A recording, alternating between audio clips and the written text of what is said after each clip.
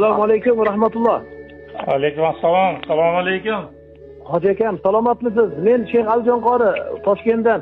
Assalomu alaykum. O'zbekiston musulmonlari idorasi Qur'on va tajvid bo'limidan qilyapman. Hozir shu turishda ishda o'tiribmiz. Sizni hoji akam avvalambor Ramazoningiz bilan qutlaymiz va bu farzandingiz qanday bir oliyjanob farzand ekan. Alloh hammamizga shunday farzandlarni nasibi ro'za aylasin. Bugunlik bu Qur'on nozil bo'lgan kunlar, tunlar, barakatli kunlarda bu o'g'limiz maşallah farzandingiz Qur'onni hofizi, homili bo'lib, sizga endi tojlarni muborak bo'lsin deymiz. Muborak bo'lsin tojlar. Maşallah bu o'g'lingiz Qur'onda hofizi bo'libdi-ku, homili bo'libdi. Bizdan hozir duo so'rab, dadamga shu xabarni siz bersangiz deyapti. Maşallah. Onalariga ham muborak bo'lsin, sizlarga ham muborak bo'lsin. Ilohim hamma farzandingizlar mana shuni ahli Qur'on bo'lsinlar. Boshlaringizga izzat, viqor tojini kiydiradigan ahlullohlar bo'lsinlar. Biz juda ham xursand bo'ldik. Bizni taklif qildik. Bizni idoramizga keling, uyimizga, xonadonimizga keling. Kitoblarimiz bor, sovg'alarimiz bor dedik. Juda xursand qildilar bizni. Muborak bo'lsin sizga. Maşallah, muborak bo'lsin. Voy, maşallah.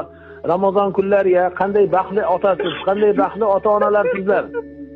Allohim o'sha har bir umid qilib yurgan ota-onalarga mana shunaqa baxtni nasib qilsin. Amin. Maşallah. Hozir ko'p yigitlar ota-onani xursand qilib, ota-onalarini umraga yuboryapti, hajga yuboryapti, ammo bu ming umradan 100 hajdan afzaldir bu. Bu Qur'on minglagan hajdan afzaldir. Chunki bu dunyo oxirat saodatidir va bunga toj va'da qilingan. O'sha tojlaringizni Alloh muborak aylagan bo'lsin. Onalarni ham tabriklang. Juda boshimiz osmonga yetdi.